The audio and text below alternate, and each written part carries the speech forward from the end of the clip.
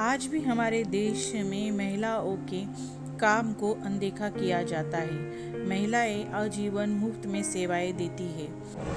ऐसे नहीं है कि उनको मर गए तो उनके ऊपर पानी डाल दो तो हो गया, नहीं। जैसे हम अपने बदन को साफ करते हैं उस तरीके से मुर्दे के बदन को साफ करें। सभा शिवाजी नगर गोवंडी इन इलाकों में गुस्सलवाली नाम से जानी जाती है। गुस्सलवाली यानी वो औरत होती है जो मृतक महिलाओं को नहलाने का काम करती है। शादी करके जब नई नई आई थी ना, उनकी दोस्त की मम्मी थे तो वो डेड हो गई, तो उसके बाद में मुझे दिए। तो उन्होंने मुझे बोले कि ये काम तू करना, क्योंकि हमारे गोवंडी में कहीं भी कोई है नहीं। गुस्ल यानी ये चीजें जो जिंदे पे कैसे नहाते उस तरीके से मैयत को मिलाया जाता है। उनको अच्छे तरीके से उनका साफ करना, पूरे बदन पे पानी डालना, अच्छे से पूरा बदन घसना, इसी तरीके से उनको गुस्ल बोला जाता है। अच्छा। जो जल गया है 99% तो जलने की तो उम्मीद में कुछ बचता नहीं। उनको भी अच्छे से पूरा साबुन से घस के हर तरीके से उनको नहलाया जाता है कि मुर्दे को भी लगे कि हाँ हमको किसी ने नहलाया। ये काम मैं करती हूँ।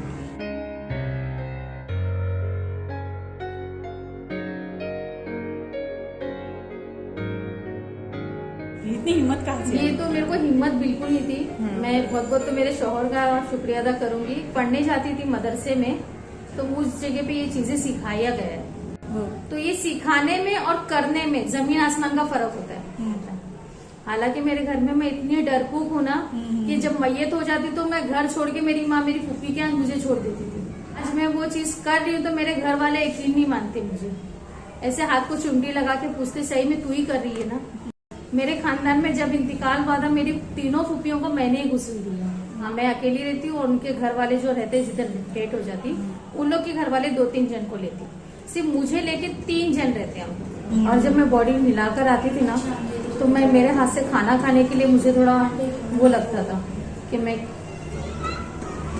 कैसे खाऊं कैसे नहीं। तो कभी कभी तो मेरे शौहर मुझे खिलाते थे खाना मुझे अपने हाथ से, और फिर बाद में वो मुझे समझाते थे कि तो अगर यही दिमाग में बात रखेगी ना तो कभी आगे काम नहीं कर पाएगी। जहाँ कर है इसको वहाँ छोड़ दे। कुछ बॉडी ऐसे से नहलाई हो ना कि इनके गर्दनों में से कैंसर के से बड़े बड़े कीड़े निकलते थे। बॉडी खोलो तो ऐसी बास आती थी एकदम। एक्सीडेंट वाली को नहलाई, जले कटेले को नहलाई, पोस्टमार्टम वाले को बॉडी को नहलाई, और किसी किसी की तो गर्दन नहीं है, किसी के हाथ पैर नहीं है, ऐसे लोगों को भी मैंने नहलाया। नहीं, जो मेरा पहनावा है मैंने सिर्फ 2 बुर्का और ड्रेस, ये गुस्ल का मैंने अलग ही करा, और जो मेरा रेगुलर वाला है वो अलग है। ऐसा तो मैं सिर्फ खाली ये जब फोन आता है तो मैं वो चेंज करके चली जाती हूँ। फिर आने के बाद में ताबड़तोड़ नहाना, कपड़ों को धो धा के फिर उसको अलग करना। अभी तो फिलहाल भी महीने के हिसाब से देखा जाएगा तो अभी तो एक पूरे महीने में एक ही बॉडी को नहलाई। उसमें किसी को मियाँ बीवी का झगड़ा हो गया, किसी ने फांसी लगा लिया, किसी की गर्दन कट गई है, किसी की गर्दन लटक गई है, किसी को पीठ पे मारने का निशान, बहुत सी चीजें आई इसमें।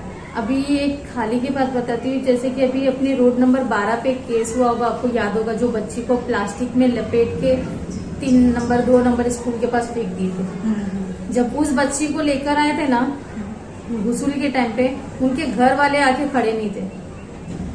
पूरा जबान बाहर आ गया था, पूरी आंख बाहर, पूरा फेस काला पड़ गया था उनका एकदम। इतनी डेंजर बॉडी थी ना कि पूछने की बात नहीं। कितनी साल की बच्ची थी? वो बच्ची थी 8-9 साल की थी, और उसका रेप हो रहा था। ये कम इसके लिए है ना क्योंकि हर कोई नहला नहीं पाता है ना, डरता है बॉडी को देख के।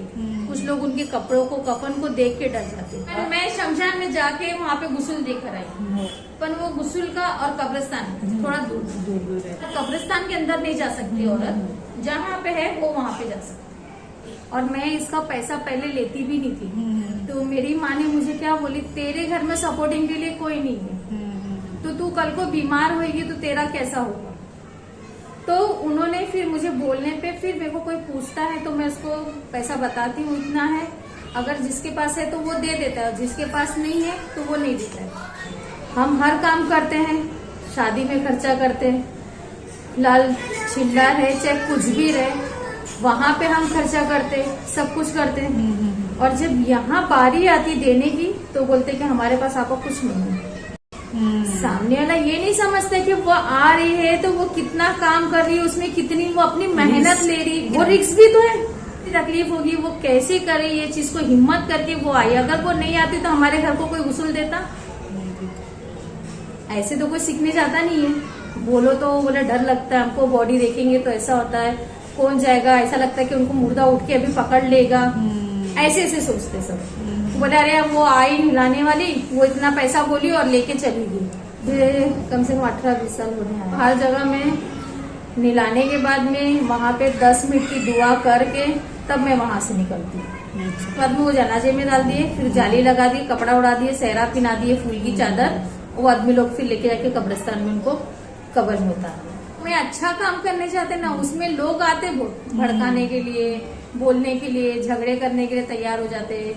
अरे उनको क्यों बोलने का, उनको क्यों करने का, नहीं आई दिमाग तक भी नहीं वो सोचा ही मेरे कि मैं ये चीज को छोड़ दूं बोल के। लोगों को दे रही हूँ कि ये चीज तुम लोग करो, सीखो।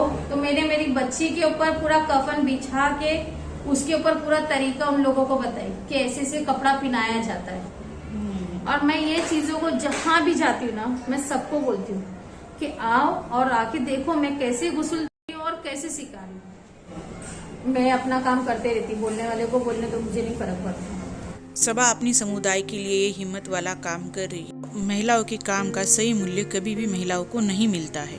क्या आपने कभी ऐसा अनदेखा अनसुना काम महिलाएं करते हुए सुना है? अगर सुना है तो कमेंट्स बॉक्स में जरूर लिखें।